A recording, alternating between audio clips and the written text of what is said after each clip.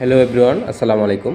আমরা আজকে দেখানোর চেষ্টা করব যে হচ্ছে কি আইকন ক্রিয়েট করে এই আইকনটার ভিত্তিতে আমরা যখন আইকনে ক্লিক করবো সাথে সাথে আমার পিসিটা বন্ধ হয়ে যাবে। সেটা কিভাবে সম্ভব আজকে এই ভিডিওর মাধ্যমে দেখানোর চেষ্টা করব। প্রথমে চলে যাব, মাউজের রাইট বাটন ক্লিক করব, এখান থেকে আমরা নিউতে চলে যাব। নিউতে চলে যাওয়ার পর আমাদের সামনে এখানে একটা শর্টকাট আছে, শর্টকাটে ক্লিক করব। এখানে একটা আমাদের বক্স আসবে, নতুন করে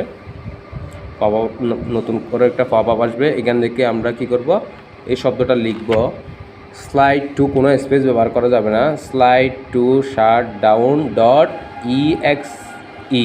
আমি আবারও বলতেছি, slide two shut down dot EXT। এটাই হচ্ছে এক্সটেনশন, ডটের পর এটা হচ্ছে এক্সটেনশন। এরপর আমরা নেক্সট দিব।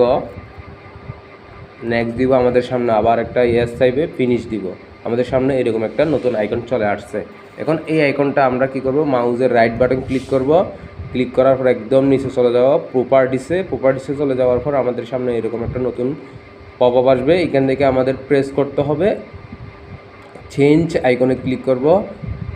এরপর একটা ওয়ার্নিং চাইবে। এরপর আমরা ওয়ার্নিংটা চাওয়ার পর আমরা কী করতে চাচ্ছি, এরকম একটা আইকন চাচ্ছি। এই আইকনটা হচ্ছে কি, আমার পিসিটা বন্ধ হয়ে যাবে। এখানে ডবল ক্লিক করলে পিসিটা বন্ধ হয়ে যাবে। জাস্ট আমরা এই আইকনটা ক্লিক করলাম, এরপর ওকে দিলাম, অ্যাপ্লাই দিব, ওকে দিব। আমাদের সামনে নতুন একটা আইকন চলে আসছে এরকম। তাহলে এইভাবে আমি যখন এখানে ডবল ক্লিক করব, অটোমেটিক আমি যদি এইভাবে দিই, আমার কম্পিউটারটা বন্ধ হয়ে যাবে। ভিডিওটি ভালো লাগলে লাইক, কমেন্ট এবং শেয়ার করতে ভুলবেন না। আসসালামু আলাইকুম।